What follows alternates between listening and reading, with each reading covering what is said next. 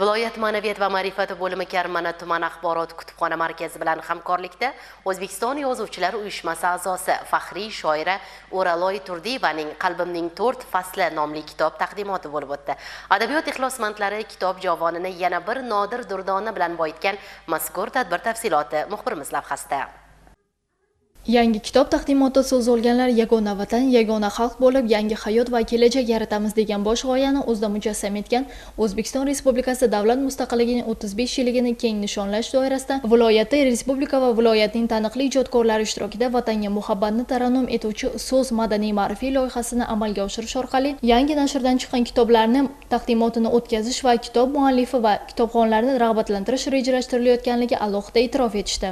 Shoir va yozuvchilarimizni asarlarini kitob taqdimoti davomida birinchi bo'lib asar muallifini rag'batlantirish va mana shu asarda o'qigan auditoriyaga yoshlarimizni rag'batlantirish takliflari o'rtaga tashlandi.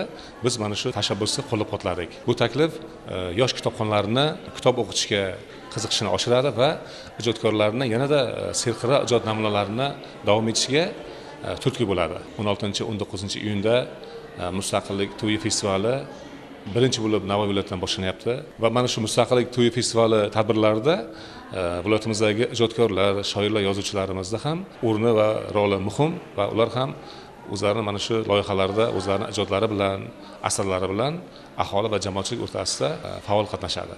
Taqdimotda yangi kitob muallifi O'raloy Turdiyevaga ijodiy faoliyati va uning ijoddagi kechmishlar haqida ma'lumotlar berildi. Shoiraning navbatdagi yangi she'riy kitobi kitobxonlar qo'liga yetib borar ekan, unda kitobxon inson qalbining turfa kechinmalari, hayotning quvonch va iztiroblarini his etadi. Har bir she'rdagi g'oya qalbning 4 fasli, bahoriy orzular, yozning jo'shqin tuyg'ulari, kuzning mushohadalari va qishning sokin o'ylari aks ettirganligi bilan o'z muxlisini topadi.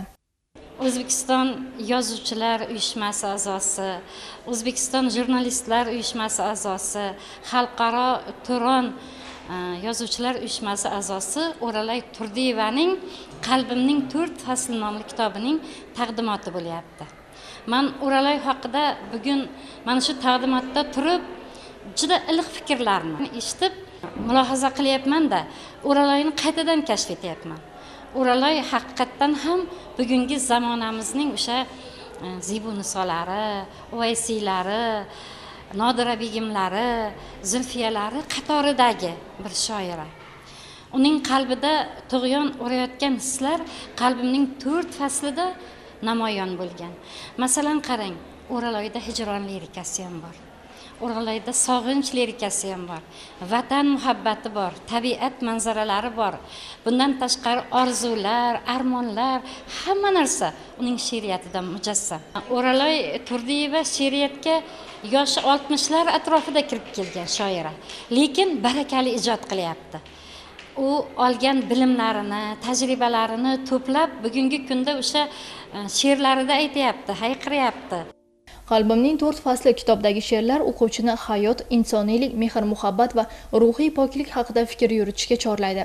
Shoirning sodda, ammo mazmunan teran ifoda uslubi kitobxonni o'ziga rom etadi. Tadbirda mazkur kitob mustaqilligimizning 35 yilligiga munosib tuhfa bo'lganligi alohida e'tirof etildi. Albatta bu kitob haqida gapiradigan bo'lsak, haqiqatan ham o'z nomlanishi bilan Qalbimning 4 fasli inson umrida bo'ladigan jarayonlarni o'sha yillar davomida to'plagan tajribalari asosida borliqni o'zgacha ko'z bilan ko'radigan O'raloy opa ijodida biz serqirra noyob bir ijod namunalaridan bahramand bo'ldik.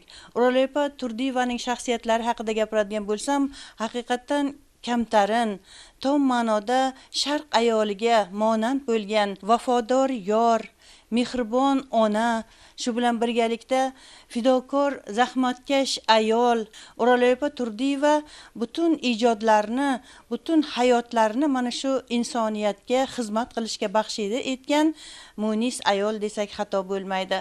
Bu kitobda o'rin olgan serqirra butun borliqni borligicha va qolaversa inson hayotidagi insonning kechinmalarini, noyob bir jihatlarni ochib beradigan ajoyib durdonalarning guvohi bo'lishimiz mumkin. Jarayonda yosh ijodkorlar shoira she'rlaridan namunalar o'qib berishdi. Tadbir adabiyot atalmish sohir olamga endigina qadam qo'yayotgan yoshlar uchun mahorat maktab vazifasida ham o'tadi. Taqdimot so'ngida kitob muallifi O'raloy Turdiyevaga so'z berildi. Muallif kitobning yozilish uslubi, tarixi va kitobning mohiyati haqida yig'ilganlarga to'liq ma'lumotlar taqdim etdi.